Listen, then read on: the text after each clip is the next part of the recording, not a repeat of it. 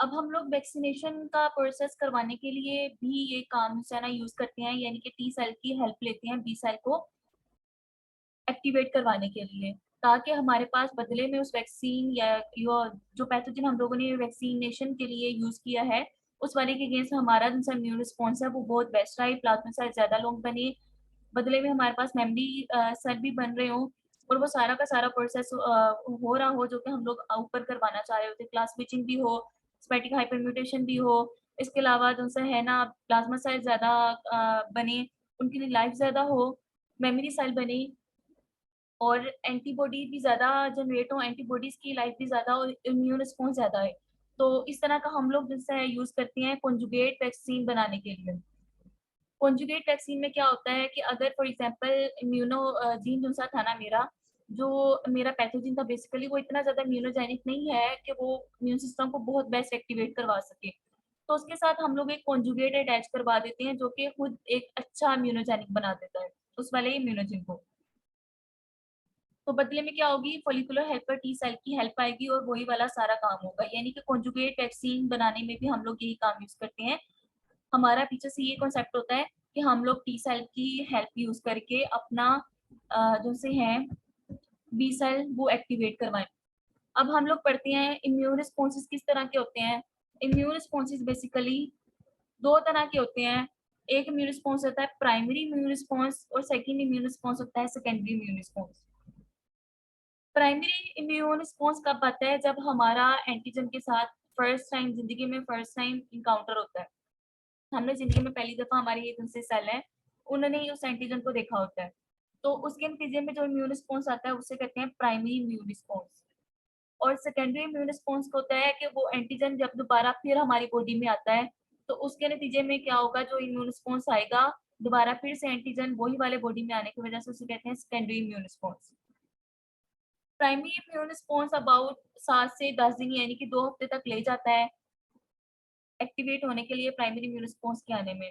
लेकिन secondary immune response ज़्यादा जल्दी-जल्दी होता है क्योंकि पहले मेमोरी सेल बने हुए थे, मेमोरी बी सेल बने हुए थे, उन्होंने उस एंटीजन को देखा हुआ था। प्राइमरी इम्यून रिस्पॉन्स में हमारे पास पहले किसी किस्म की कोई मेमोरी मौजूद नहीं होती है, अभी हमारे प्लाज्मा सेल बनने होते हैं, यानी कि बी सेल की एक्टिवेशन का प्रोसेस होना होता है। और इसमें सबसे ज़्यादा प्रीडोमिनेंट एंटीबॉडी कौन-सी करेगी? प्लाज्मा सेल फर्स्ट टाइम बन रहे हैं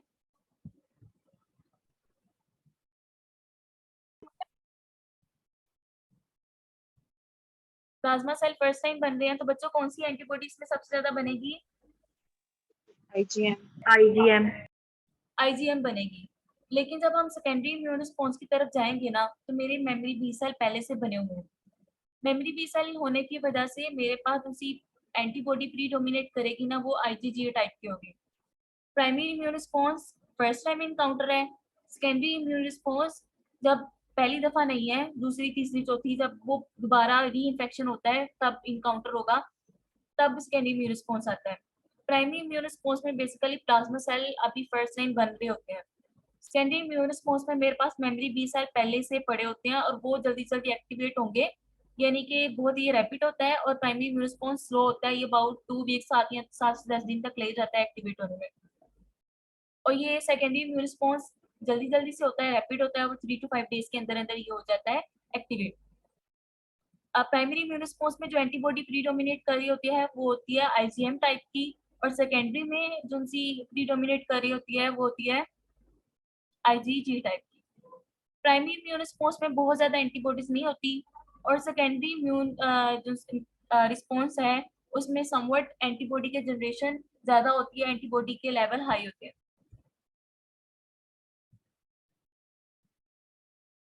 ये समझ आ गई आपको? अब आप ये देखो फर्स्ट एक्सपोज़र एंटीजन के साथ, तो उसमें क्या होगा कि सबसे पहले आईजीएम के लेवल हाई होंगे और जब दोबारा फिर से सेकंड एक्सपोज़र होगा तो किसके लेवल हाई हैं? तब आईजीजी के लेवल हाई हैं। लेकिन यहाँ पे भी क्लास स्विचिंग होगी और आईजीजी की तरफ वो जाता है, ठीक है? लेकिन जब सेकंड टाइम एक्सपोज़र होगा ना, तो आईजीएम के लेवल उतने ही होंगे क्योंकि प्लाज्मा सेल उतने ही एक्टिवेट हो रहे हैं, लेकिन मेमोरी सेल की मौजूदगी की वजह से आईजीजी जो-सी है ना, वो ज़्यादा बनेगी।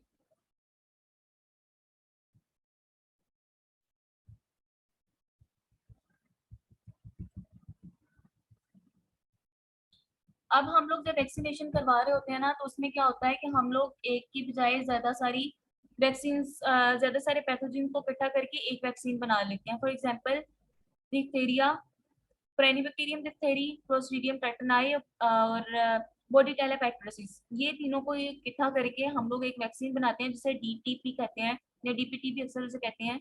इसे हम कंबाइंड इम्यूनाइजेशन कहते हैं, सॉरी, कंबाइंड इम्यूनाइजेशन कहते हैं। यानी कि एट अ टाइम आप मल्टीपल एंटीजन दे रहे हो, और हमारी बॉडी जो सी है ना, at a time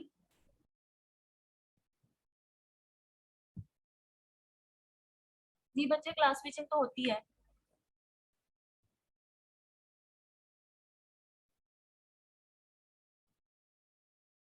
at a time हम लोग ज्यादा सारे एंटीजन दे रहे हैं, ज्यादा सारे पैथोजन बॉडी के अंदर जा रहे हैं, और हमारा जो से बी सेल है ना, हर एक के अगेंस्ट अलग-अलग एंटीबॉडीज बना रहा है।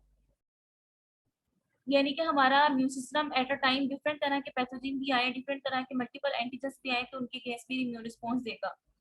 अब एंटीबॉडी काम किस तरीके से करती है, एंटीबॉडी एंटीबॉडी हम लोग किए जा रहे हैं, एंटीबॉडी काम किस तरीके से करती है, थोड़ा बहुत मैंने आपको पहले बताया था। तो सबसे पहले आप लोग मुझे बताएंगे कि एंटीबॉडी काम किस तरीके से करती है, जो हम लोग प्रीवियस लेक्चर्स में पढ़ते रहे हैं।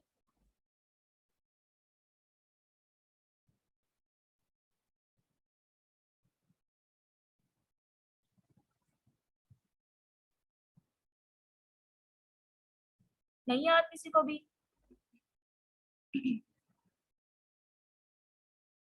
ऑप्शनाइजेशन याद है किसी को? और ADCC, antibody dependent cellular cytotoxicity का नाम याद आया?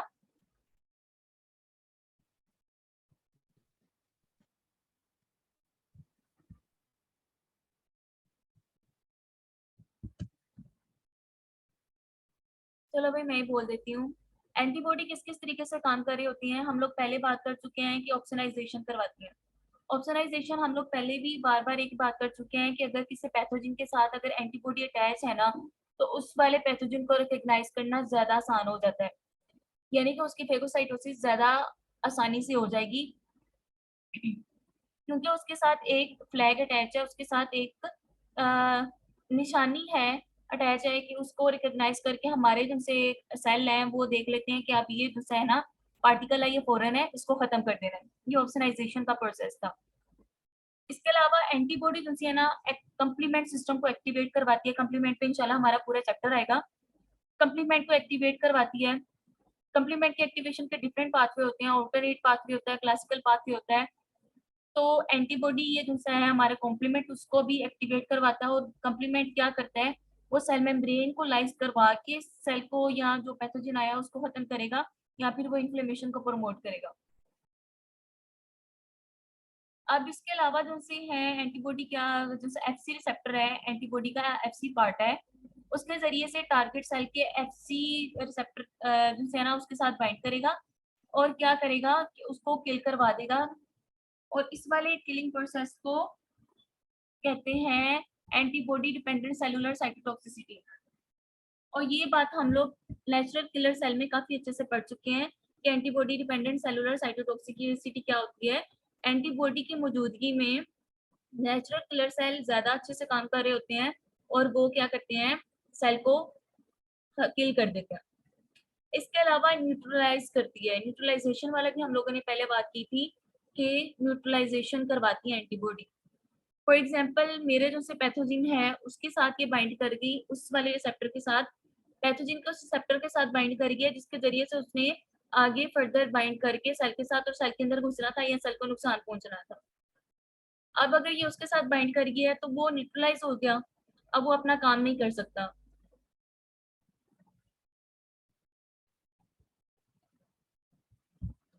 इतनी समझ आ गई है? एडीसीसी की समझ आई है, ऑप्शनाइजेशन की, कंप्लीमेंट की, एक्टिवेशन वगैरह की? Yes ma'am. इसके अलावा बच्चों, हमारी जो सी एंटीबॉडी है ना, वो हमारी बॉडी के अंदर ही क्या कर सकती हैं, वो कैंसर सेल वगैरह की ग्रोथ को रोक भी सकती हैं।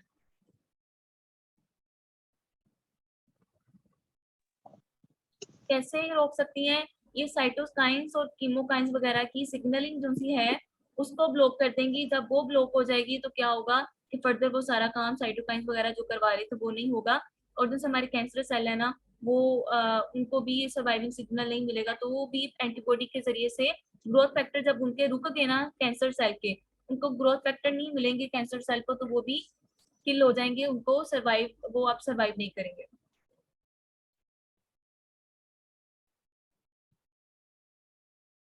आपने एंटीबॉडी के 4 फंक्शन बहुत अच्छे से याद कर रखने हैं, ऑप्सनाइजेशन का, एडीसीसी का, कॉम्प्लीमेंट की एक्टिवेशन का, और इसके अलावा न्यूट्रलाइजेशन का।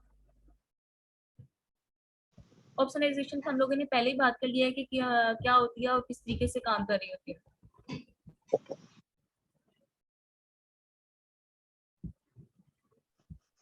मैम न्यूट्रलाइज का बता दें थोड़ा सा। न्यूट्रलाइज से बच्चे आपको मुझे ये बताओ कि न्यूट्रलाइज का मतलब क्या होता है।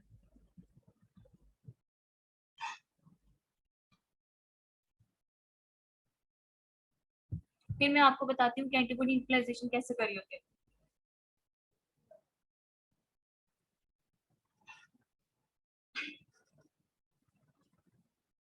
न्यूट्रलाइजेशन का मतलब ये होता है कि किसी के इफेक्ट को नलीफाई कर देना। फॉर एग्जाम्पल एक जो सा पैथोजन है ना, वो कोई भी अपना इफेक्ट कर रहा था ना, हमारी एंटीबॉडी उसके उस इफेक्ट को रोक रही है।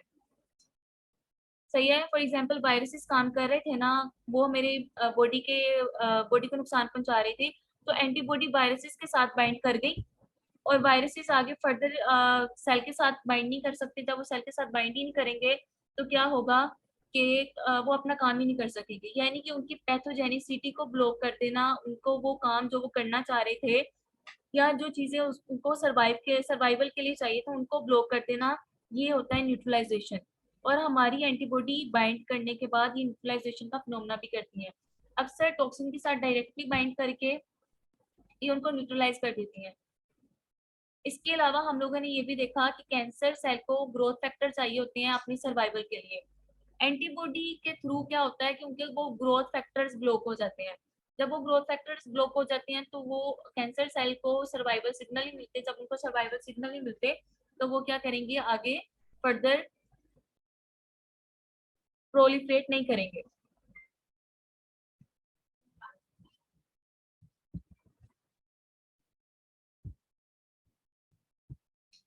ऑप्शनाइजेशन मुझे कोई बताएगा ऑप्शनाइजेशन क्या होती है। अभी अभी मैंने बोला है।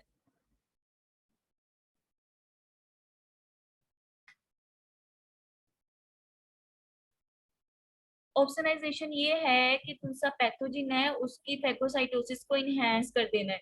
इनहेंस कैसे किया जाता है कि जो सी एंटीबॉडी है ना उसका एफसी पोर्शन के जरिए से वो पैथोजन के साथ उसकी सरफेस के साथ रिसेप्टर के जरिए से अटैच हो जाती है, और फिर हमारे जो सी फेगोसिटिक सेल है ना उसको जल्दी से रिकॉग्नाइज कर लेते हैं, यानी कि रिकॉग्निशन का अमल ज्यादा फेगोसाइट के लिए आसान हो जाता है।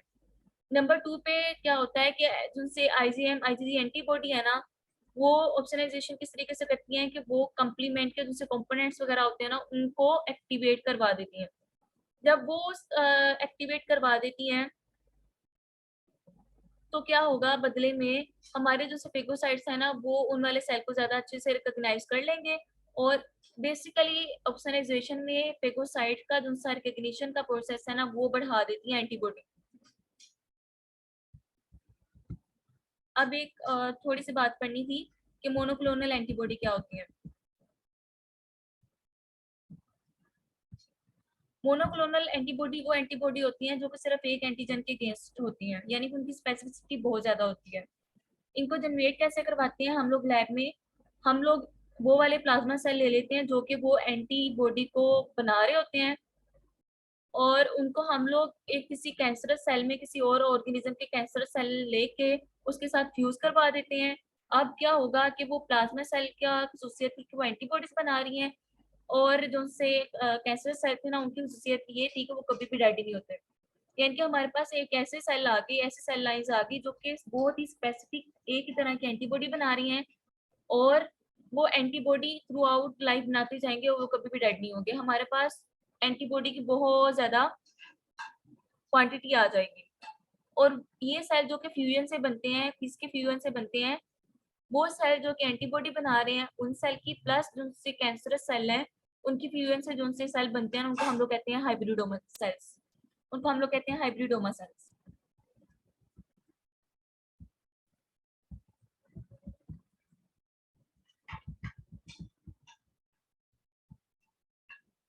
फीटस के अंदर इनका यूट्रल लाइफ में कौन सी एंटीबॉडी होती है?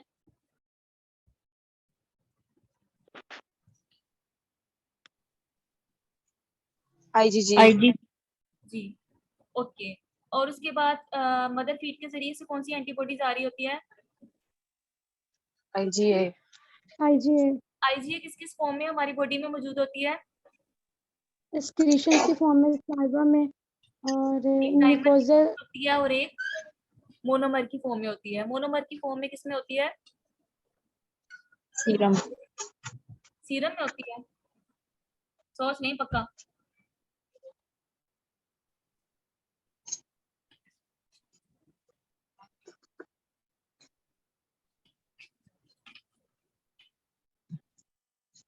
बोलो बच्चों।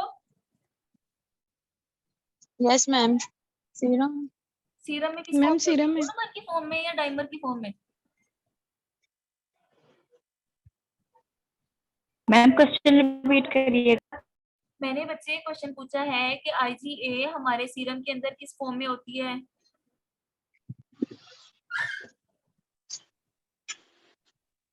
मैम डाइमर की फॉर्म डाइमर। की फॉर्म में होती है। और बाकी सेक्रेशन में किस फॉर्म में होती है? मोनोमर की फॉर्म में होती है। और कोई ऐसी एंटीबॉडी जो कि पेंटामर बनाती है, उसका नाम क्या होता है? IgM।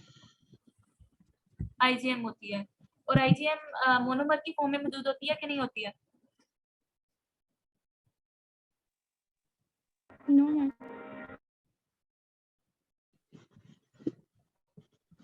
होती है। बच्चे आईजीएम मोनोमर की फॉर्म में भी मौजूद होती है। मैंने बोला था कि बी सेल के ऊपर जो रिसेप्टर्स लगे होते हैं, तो सबसे पहले आईजीएम ही तो बनती है, और वो किस फॉर्म में होती है? वो मोनोमर की फॉर्म में तो होती है।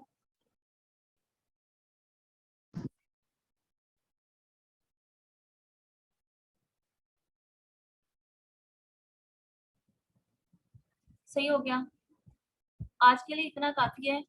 कल आपका टेस्ट है, मैं आपको सिलेबस शेयर कर लेती हूँ, अच्छे से रेडी कीजिएगा। और इस दफा मुझे टेस्ट अच्छा चाहिए, कि पिछली दफा की तरह गंदा नहीं चाहिए। काफी बच्चों का बहुत बुरा टेस्ट था पिछली दफा। Okay ma'am. अल्लाह हाफिज।